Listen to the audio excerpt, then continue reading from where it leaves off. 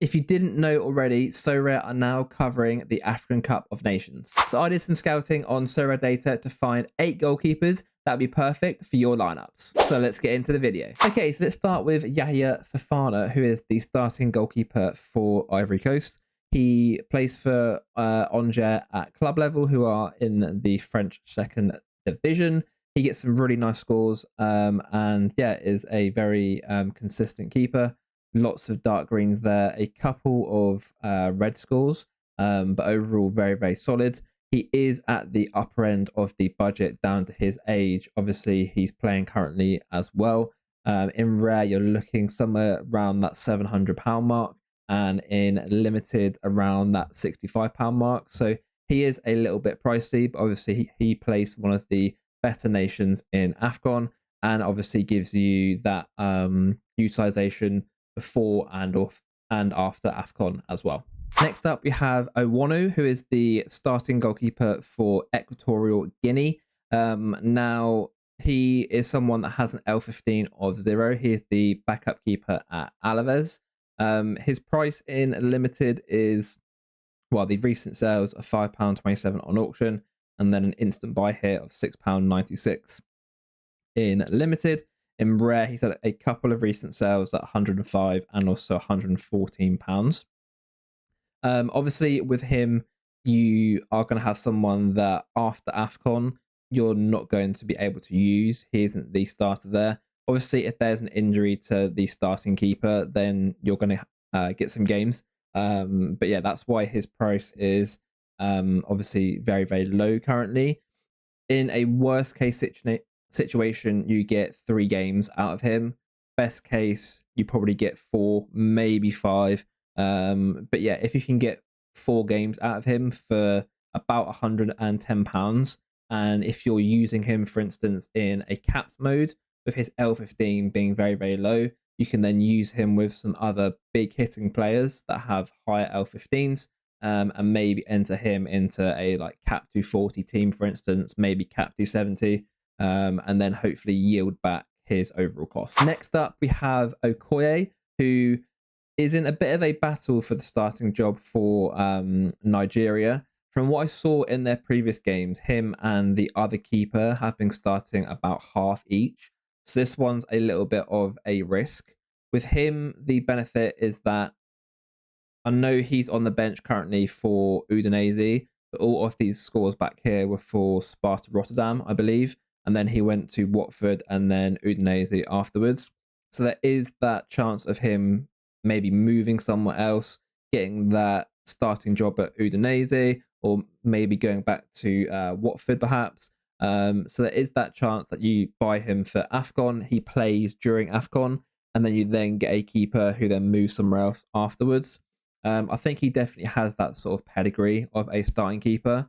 And yeah, if he starts during AFCON, Nigeria are always one of those better sides. And for around that sort of £133 mark in rare and in limited, believe he was about £5 to £8 ish.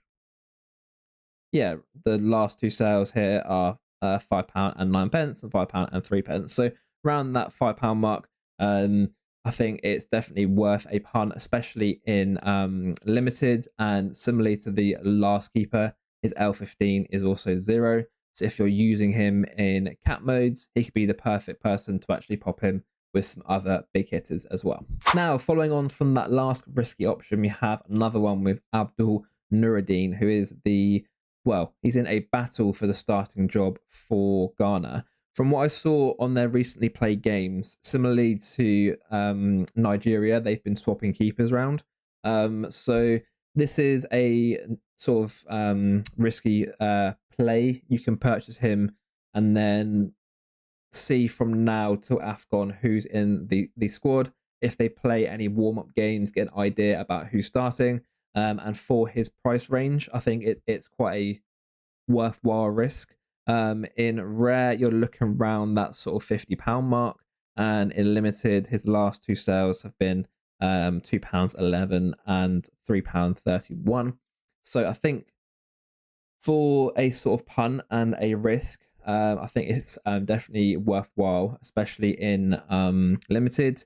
And then in terms of moving forwards after AFCON, hopefully you can either shift him for what you bought him for, or perhaps you hold him hoping that one day he gets the starting job somewhere. Now let's move to a safer but more expensive option in Andre Onana, obviously the starting keeper for Man U, and the starting keeper for Cameroon as well.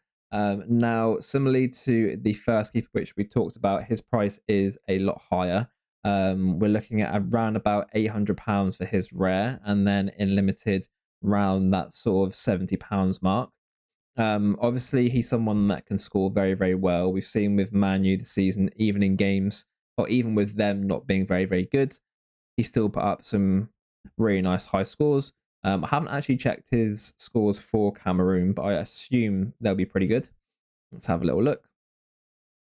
Yeah, so not too bad. You get those dark greens, I assume, when he keeps clean sheets.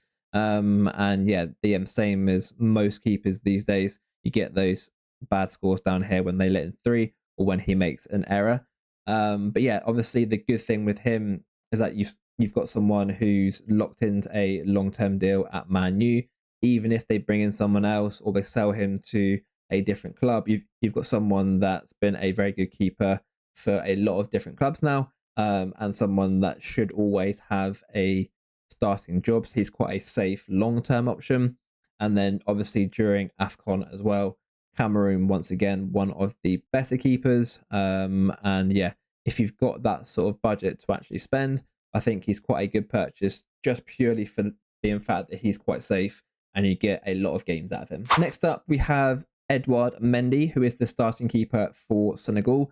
Obviously, this summer he moved to Al Ahly in Saudi, so you don't get any utility with him currently. However, Senegal, arguably the best African nation, they should really get through to the semi-final or final. So you're going to get probably 5-6 games out of him here. And obviously some very nice games here against Gambia and Guinea as well. Similar to a few of the other keepers, his L15 is also very, very low at 13, which is nice. And in terms of pricing, his rare recently sold for £171. And yeah, his limiteds have actually spiked a little bit recently, which I'm not sure why. Maybe it's people buying off the AFCON news. But yeah, his limiteds were around the sort of £9 mark. There's a lot of purchases here much higher. Hopefully you can get him somewhere down here, rather than paying the like £16 to £18 range. Around that sort of £10-12 mark, I think it's probably quite fair for him. The good thing with him is that obviously he's still of a good age at 31. There is a chance that the Saudi League gets covered on Sorare, which if he does, is going to be a great option. And obviously there is that chance that he then moves to a different team from Saudi. Perhaps he comes back to Europe, maybe goes back to the Premier League. There's lots of different options for him. But yeah, in the short term at AFCON, you basically get the best starting keeper. And yeah, someone that should score really well. Okay, now we're moving into 3 of my favourite picks. And first of all, we've got Anthony Mandrea, who is the starting keeper for Algeria. The thing that I like about him compared to the other keepers is that obviously with people like Onana, for instance, his price was like £700-800. This guy is around that sort of £250 to like £300, and he's a starter before and after AFCON. The reason his price is a little bit lower is because I believe Caen are down the bottom in French League 2. So there is that relegation risk there. But for that sort of price, you've got someone that you can use before AFCON, during AFCON, and then obviously afterwards as well. And Algeria are one of the better African sides. So you've got someone there that should get some clean sheets, should get some wins. And for that sort of price range, you can then use him during AFCON and then afterwards just plug him straight back into your Cap 240s, Cap 270s. And he's quite L15 friendly as well. At a similar sort of price range, we've got Herve Kofi, who is the starting keeper for Burkina Faso. Once again, very nice on the L15s, similar price range, and is a starter now, will be a starter afterwards, and you can obviously use him during AFCON. Once again, however, there is that slight relegation risk with Sporting Charleroi in the Pro League. I believe last year they stayed at the last game of the season, and I think they're currently in the relegation zone. So there is that risk there, which is why his price is around that sort of 250 mark once again. And yeah, similarly to Mandrea, there is that chance that this price does start to actually decrease if they're still in that relegation zone. But I think the fact that you can use him before, during, and also afterwards for this sort of price, if you can win a few thresholds with him, I think it's definitely worthwhile. And probably my favorite pick out of everyone that we've talked through is Lionel Mpasi, who is the starting keeper for DR Congo. Once again, very nice on the L15s here at 42, about 230 to 260 pounds. He's the starting keeper for Rodez. You can use him before, during, and after, which is great.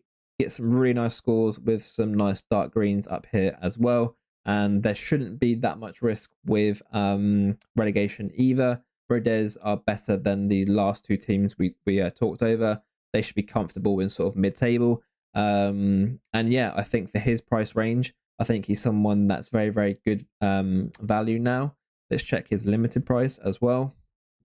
Has spiked a little bit recently, up to £15. If you can get him somewhere around that 12, 13 mark, I think that's quite good value for him. And yeah, he's probably the best sort of cap 240, cap 270 long-term option, because you don't really have to worry about him getting dropped afterwards, or someone that's just going to play AFCON and then is basically useless for you.